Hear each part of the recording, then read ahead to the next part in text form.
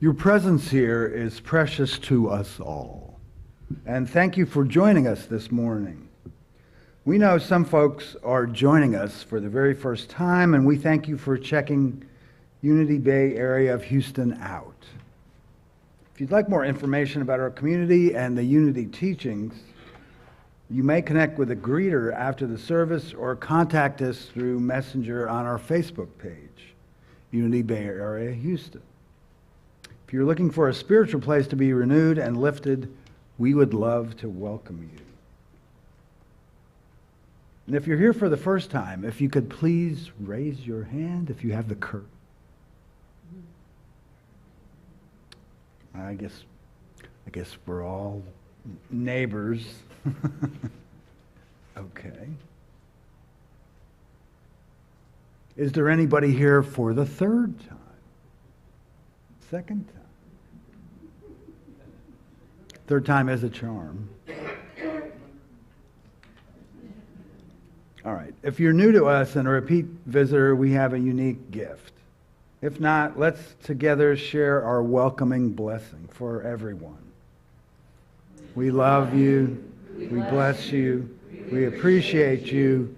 And we behold the Christ in you. And now we'll have a reading from the Daily Word.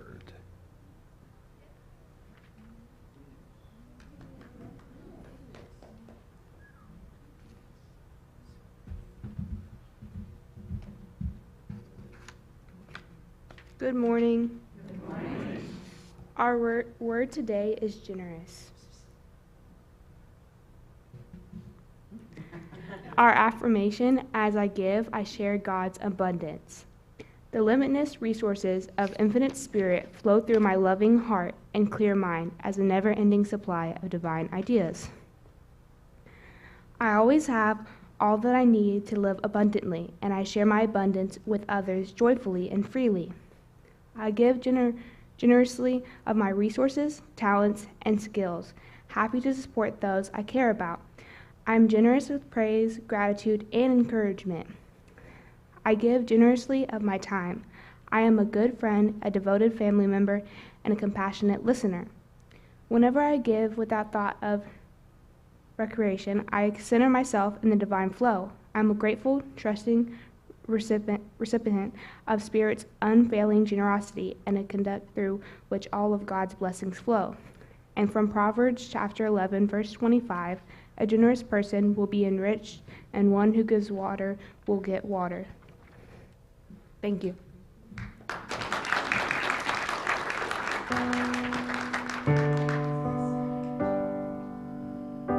When I pray, I feel my heart go deeper, my heart go deeper into my God. When I pray, I feel my heart go deeper, my heart go deeper into my God. Right here, right now, right where I am, I pray. Right here, right now, right where I am, I pray.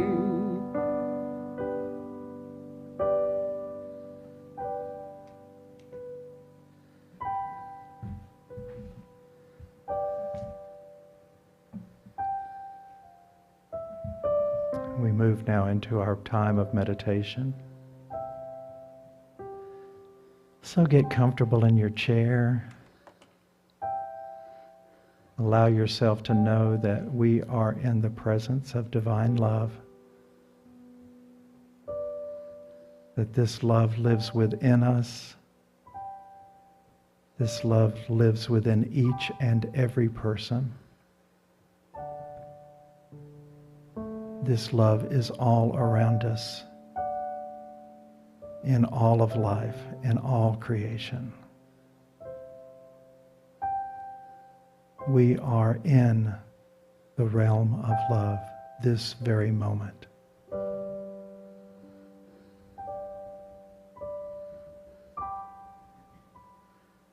So affirm with me now, I live in the realm of love.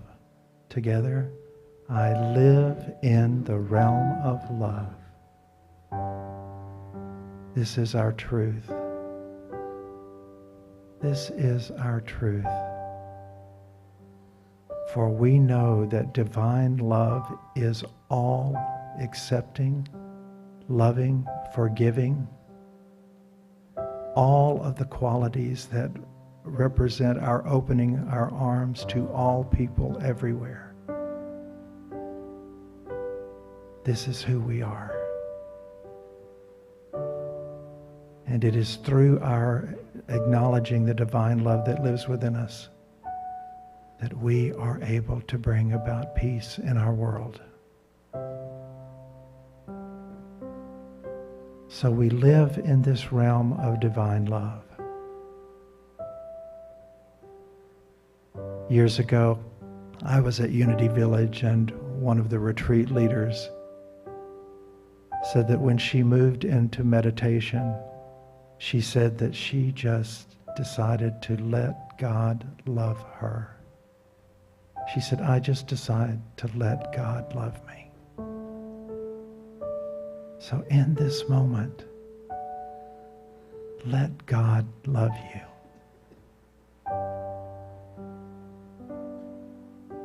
Let God love you.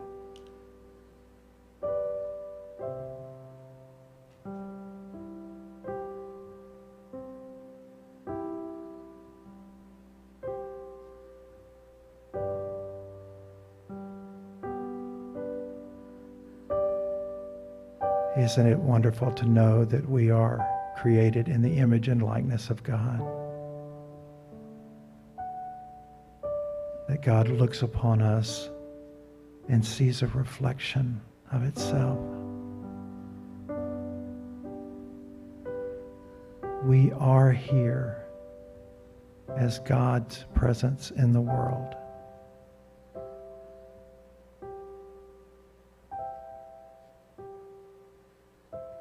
So as we move through every season of life, we realize that it is our call to always look within, always listen to our heart, to know what is ours to do as God's presence.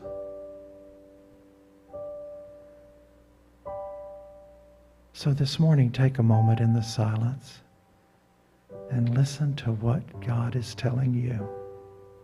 Listen to your heart and just simply ask, Blessed Spirit, what is mine to do today?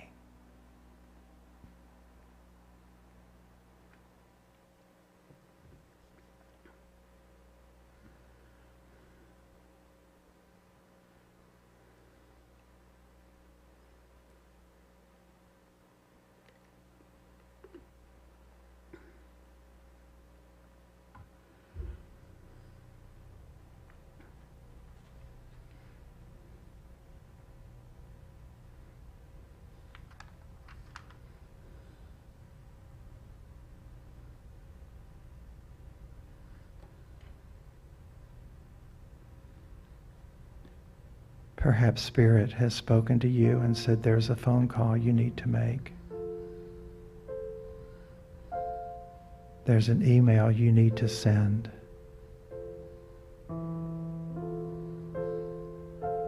You need to drop by and visit someone.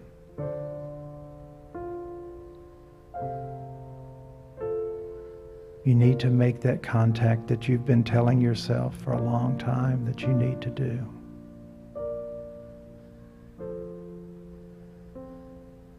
Not out of a sense of obligation, but out of a sense of being the loving presence of God in the world.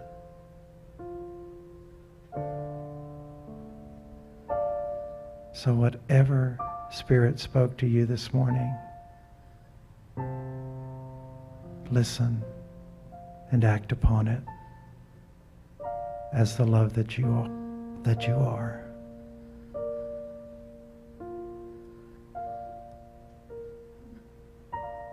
And we are so grateful today for the example of Jesus, who we see as our elder brother and way shower, who guides us through our path as God's presence, who had all the divine qualities that were needed to live in that divine way, in that loving way. And we say thank you, God, for putting those qualities in us as well.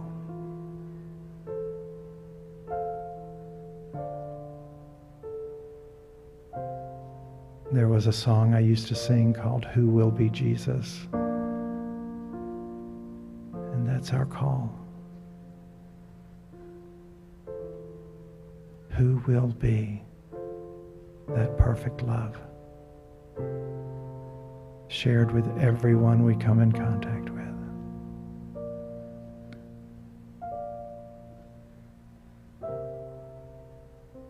And we are grateful for the person of Jesus and all spiritual masters from every path who show us the way. And we pray now the prayer that Jesus taught us to pray together. Our Father, who art in heaven, hallowed be thy name. Thy kingdom come, thy will be done, on earth as it is in heaven. Give us this day our daily bread. Forgive us our debts as we forgive our debtors. And lead us not into temptation, but deliver us from evil. For thine is the kingdom, and the power, and the glory forever. Amen.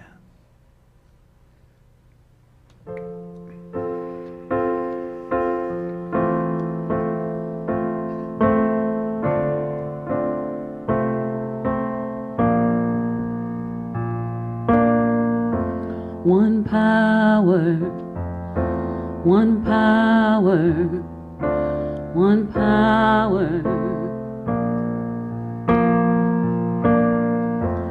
There's one power invisible, and you see it everywhere and every day. One power indescribable, and you speak of it with every word you say. Mysterious until you know the truth. As simple as the love inside of you. Call it God, call it Spirit, call it Jesus, call it Lord. Call it Buddha, Baha'u'llah, angel's wings or heaven's door. But whatever name you give it, it's all one power, can't you see? It's the power of the love in you and me. One power, one power, one power. We speak so many languages, different colors, different names. But different is only dangerous when we forget that in our hearts we're all the same. We'll remember when we close our eyes to see that such differences were never meant to be. Call it God, call it Spirit, call it Jesus, call it Lord. Call it Buddha, Baha'u'llah, Hashem, or heaven's door. It's Mohammed, it's your mind, it's your soul and it's your sign. It's the universe, it's music, Mother Earth or Father Time. But whatever name you give it, it's all one power, can't you see? Whatever name you give it, it's the very air we breathe. It's the power of the love in you and me. One power,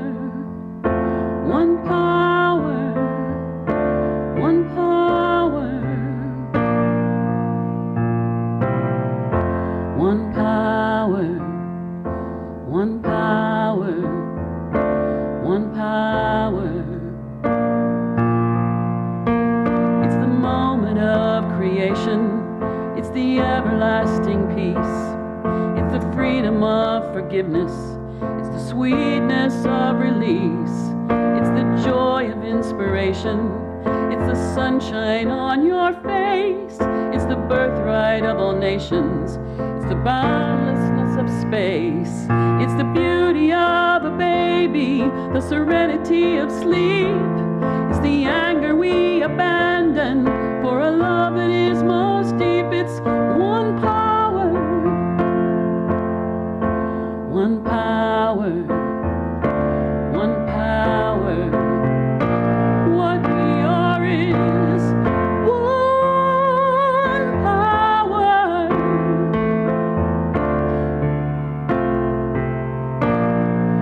It's the power of love that lives forever in you and me.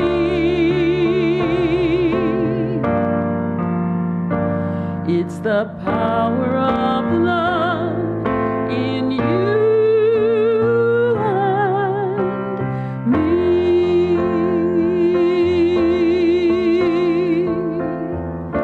One power.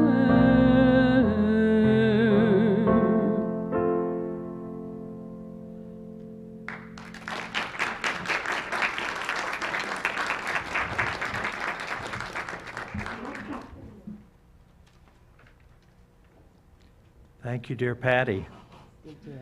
Patty and I have been together for a good while, haven't we? Very long while. Long time friends and appreciators of one another and helper-outers of each other and all of that kind of stuff over the years. It's good to be with you, Good to be dear with one. you. Love you, love Love you. you. Well, you know, today my topic is seasons of love. And we have all these different seasons in our lives. They come and go, and what we have to do is realize that there is perfection in those experiences. And we may not understand them, they may not necessarily feel good in the moment, but this is what life unfolds as.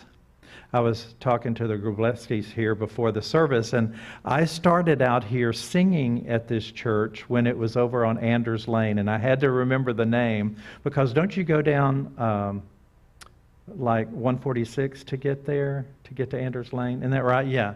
And I knew I had to find that street, and they were in that building over there. How many of you are Anders Lane attenders? Oh, that's great. That's great. Yeah, and we were there with Diane Plamondon. And those were such wonderful times. And I remember when y'all moved over here, because I came out to sing one Sunday, and John Bradshaw was here to give a workshop, and he was speaking. And he got up and he talked about this building used to be a bar and grill. And he said, he looked around and he said, you know, I was just thinking, I think I had a drink out here one time. So all of these things that happen, and I look around at some of these folks, and I was just talking to Mark and Amy before church, and we've been together a lot longer than we thought we have. And Gail and others that are here, these are all such wonderful, wonderful memories and seasons of our lives. And, you know, yesterday, Friday, we went out down to see our grandkids. We have an 8-year-old and a 5-year-old. And we were talking about grandkids. I mean, our oldest granddaughter is 16 now. She's driving a car. How precious these times are. And yesterday, our little grandson, Reef, came downstairs. And, of course, I'd gotten up that morning, gone and gotten donuts. You know, I mean, that's just what you do as a papa. And Reef came downstairs and said, Ryan, that's his sister, Ryan told me to throw my donut away. And we said, well, why would she do that? And he said, well, I dropped it on the floor. And his mother, Becca, said, Reef, you know how anal I am about cleaning this house. That donut was fine. And then he said, but it went past the 5-second rule. 10-second rule. Yeah, I know. And then I started thinking about when people have talked about all the things that we do, you know, that aren't exactly the most sanitary things in the world, and yet we worry about a cookie being on the floor for 5 seconds. But these are all seasons of our life, and I call it seasons of love. And as Roger was talking about last year, you know, these times tend to go. And it is our opportunity to experience them, to take them in, to be fulfilled by them, and to know that it is our purpose to live them as fully as we possibly can. You know, about 2.5 weeks ago, we had the Summer Solstice, which was the longest day of the year. And that really was technically the beginning of summer. Now, those of us who live in Houston say, no, that was like in April. But there is such order to the universe that in the spring we have the equinox, where the time of the day is equal. The time of light and darkness is the same. And then we go down to the winter solstice when we have the shortest day of the year. It's all so beautifully and incredibly created and organized. And a few years ago, our son Corey lived in Argentina, and we went down to see him. And we went in January, only to realize we needed shorts and T-shirts because they were in their summer time, and we ate lots of ice cream in January. So our world is order. Our world is in order. God has made it that way. It is the magnificent order of the universe. And this is why we know that there can be order in our lives as well, because these miracles of precision continue to go on and on and on. So my question to you this morning is, since God has everything in such great order, how do things seem so messed up today? Well, and I'll just ask you the question, what have we not factored in all of this? Our humanity. The human experience. And not only the human experience, but our beliefs about our human experience. You know, I don't know whether it's a good thing or a bad thing, but I'm always evaluating everything. Probably Roger would tell you, overly so. And I don't know what I'm going to do now, because for the last 15 years I've been giving a lesson every Sunday. And so everything that ever happened to me became fodder for next week's lesson. I was always looking for something that would teach me in every life experience. And I wanted to remember it because I knew it was something that if it taught me, it could teach you as well. A while back, Roger and I watched the movie Tick, Tick, Boom. Has anybody watched that movie, Tick, Tick, Boom? It's frantic. If you watch it, don't think it's going to be a relaxing experience, because it's not. It was kind of overwhelming in a way. But the movie Tick, Tick, Boom is a story of Jonathan Larson, who worked for years to get his musical produced on Broadway. And he spent every minute of every day in his life for 8 years working on this musical, Tick, Tick, Boom. He lived in a tiny, dilapidated apartment. He worked as a waiter. And when finally, after 8 years, he was given the opportunity to give a concert version of his musical to see if anybody would buy it and produce it on Broadway. And so all of these people showed up to listen to it. It finally was happening for him. Even Stephen Sondheim showed up and was in the audience. And everything went absolutely perfectly. Everyone who attended it said it was absolutely wonderful. And so in a couple of days, his agent called him and said, everybody loved it. Everybody thought it was perfect. And everybody thinks you need to set it aside and start a new one. Jonathan was devastated. He went to his best friend, who had also performed on Broadway, and he said, I'm done. Anybody ever felt like that before? Yeah. I'm done. I'm done. He said to his friend, he said, you left the theater and now you're making a fortune in advertising, so hire me. I want to be in advertising like you. I want to make a fortune like you. I want to drive the car that you're driving. I want to live in a fabulous apartment. Hire me. And his friend shook his head and said, look, I was a pretty good singer, but you are an incredible writer. You are an incredible composer. This is what you are here to do. So just go start again.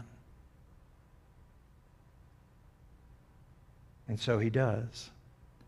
And he goes on and he writes a musical you may have heard of called Rent, that won the Tony Award as Best Musical and was performed on Broadway for 12 years in a row. That sounds like a fabulous ending, doesn't it? The only thing is Jonathan Larson did not get to see Rent produced on Broadway. He died of an aortic dissection on the very day Rent was meant to premiere on Broadway. And he won 3 posthumous Tony Awards, and he won the Pulitzer Prize for drama. Now, he wrote a song that's in the musical Rent that's called Seasons of Love. You remember how it goes? 525,600 minutes, 525,000 moments so dear, 525,600 minutes. How do you measure a year?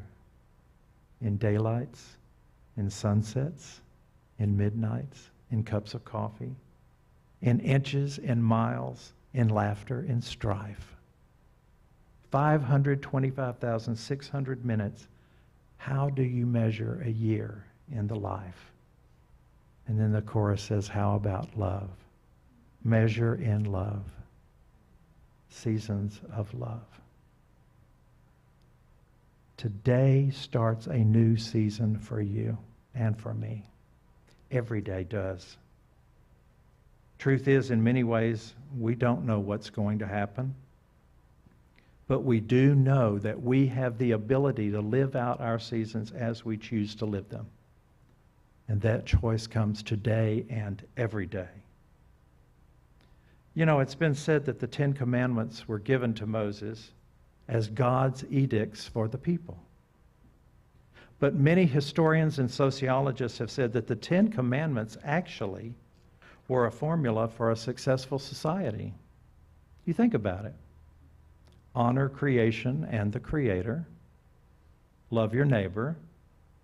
Don't steal. Don't kill. Don't lie. Don't get wound up in material things. Love your mom and dad. Remember that your spiritual being needs to be nurtured, so create a Sabbath for yourself. These actions just make sense in order to have a peaceful, loving world. And we can start committing to those actions again today. The start of the season, not just for the world, but for ourselves. Roger and I enjoy the show Young Sheldon. We love it. If you haven't watched it, now we were Big Bang watchers too. And did anybody in here watch Big Bang Theory? Yeah. Well, you know Sheldon Cooper. He was probably he's super brilliant, won a Nobel Prize, and was the most irritating human being on the face of the earth. Well, young Sheldon is Sheldon Cooper as a child. He's younger, he's cuter, but he's just as irritating as the older Sheldon was. And he's extremely rigid and arrogant about how smart he is. I mean, he just knows everything. He's very much a scientist. I mean, he believes in science. He tells his mother as a 9-year-old kid, I don't believe in God. I believe in science. And his mother, Mary, was a deeply religious Baptist. And she just could not accept the fact that Sheldon did not believe in God. Well, one day, Mary got a phone call that tells her that her friend's 16-year-old daughter had been killed in a car accident. And she hangs up the phone and she's just devastated. She goes to her pastor, Pastor Jeff, any of you that know this show. She goes to Pastor Jeff and she is distraught and experiencing a crisis of faith. And he says, you know what, Mary, I do when I experience a crisis of faith like this? I just dive into more work for the Lord. I dive into my faith in the Lord and I go do more for Jesus. And so Mary thought, that's what I'm going to do. I am going to go do more for the Lord. So she starts a new Bible study. She starts a clothes drive for the poor and a food drive for the poor. And she decides that she's going to build what she calls a faith garden in her backyard so she can spend more time with the Lord in her backyard. Well, when she gets her faith garden all finished, She sits on this pretty little stool that she's painted in bright colors, and she begins to pray. And then she realizes in that moment she can't pray. She just can't. She gets up to leave the garden, and as she leaves the garden, she kicks her foot back and kicks the stool over. And she quits leading the family in grace at mealtimes, and she quits going to church. Well, one evening, she's sitting on the front porch in despair, and Sheldon walks out to talk to her, and I have this clip for you now.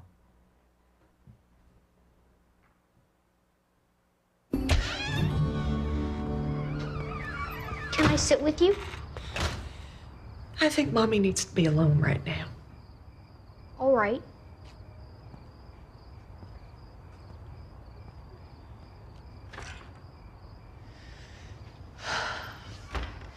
Mom, I'm scared. Why?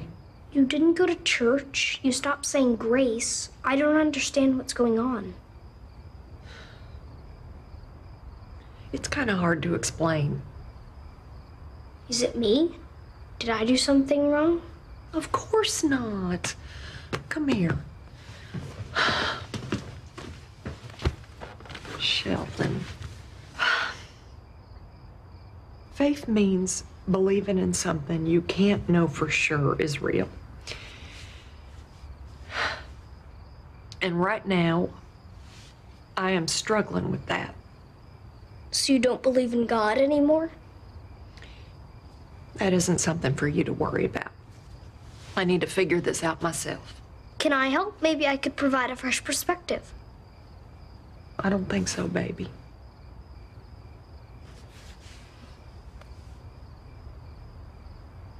Did you know that if gravity were slightly more powerful, the universe would collapse into a ball? I did not. Also, if gravity were slightly less powerful, the universe would fly apart and there'd be no stars or planets. Where are you going with this, Sheldon? It's just that gravity is precisely as strong as it needs to be. And if the ratio of the electromagnetic force to the strong force wasn't 1%, life wouldn't exist. What are the odds that would happen all by itself? Why are you trying to convince me to believe in God? You don't believe in God. I don't, but the precision of the universe at least makes it logical to conclude there's a creator. Baby, I appreciate what you're trying to do. But logic is here, and my problem is here. Well, there are 5 billion people on this planet, and you're the perfect mom for me. What are the odds of that?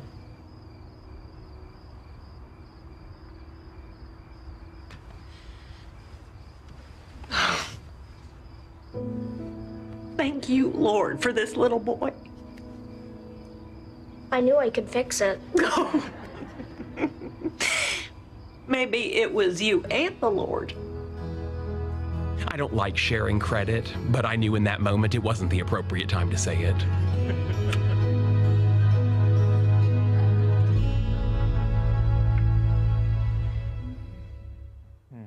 You just smeared my makeup. Yeah. 5 billion people on the planet, and I know you're the perfect mom for me. There is an order to this universe. There is an order to things that is so beautiful and precisely done and timed, just like Sheldon just said. If it were one little tiny bit off, things would go bonko, but it's not. It's perfect. It is absolutely in perfect order. And our call then is to see that every day is a chance for renewal, to line up with that truth, to realize there's always a chance for new understanding, and to accept the grace that life provides for us in hundreds of ways every single day. I found a book I want to share reading from you. I was wandering through checking out our church library a while back, and I found this book. You're all going to want it after I give you the title. It's called Why Your Life Sucks and What You Can Do About It.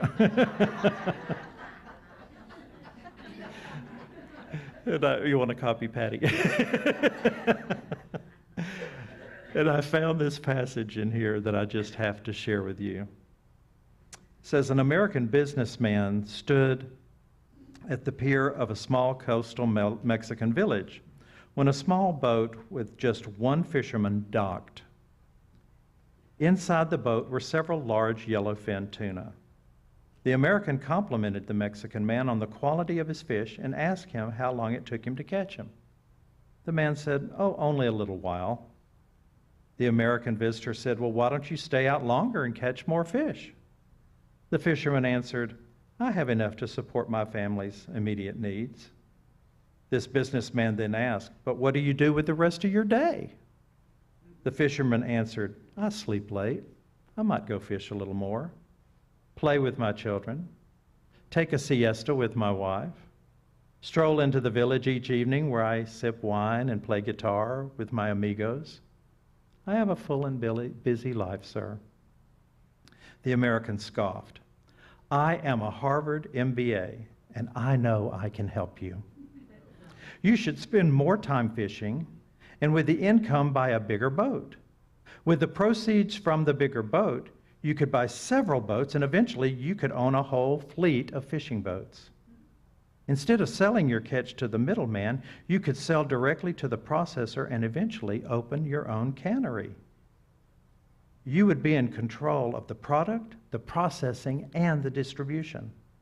You would need to leave this small fishing village and move to Mexico City or maybe LA and eventually probably New York City, where you will run your own expanding enterprise." The fisherman asked, "But senor, how long will all this take?" The American replied, "Well, 15, 20 years probably." "But what then, senor?" The American laughed. "That's the best part. When the time is right, you would announce an IPO, sell your company stock to the public, and become very rich, and you would have made millions." "Millions, senor? Then what?" "Well, then you could retire. You could move to a small coastal fishing village